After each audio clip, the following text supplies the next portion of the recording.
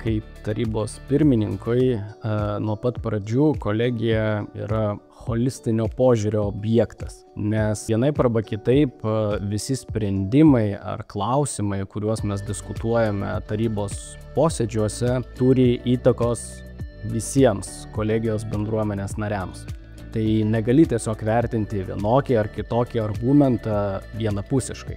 Iš karto turi galvoti apie ilgalaikį poveikį visai kolegijos bendruomeniai plačiaja prasme. Kaip alumno yra visiškai kitoks požiūris jau ne per racionalumo, kažkokio vertinimo prizmę, bet labiau sentimentalus dalykas apie jausmą.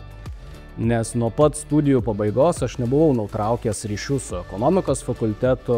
Svarbiausias dalykas, kad aš visada grįždavau į fakultetą su geru jausmu. Jeigu mes norime visi kartu pasiekti kolegijos ilgalaikių strateginių tikslų, mes turime būti vieningi ir stiprus tam, kad įveiktume visus iššūkius.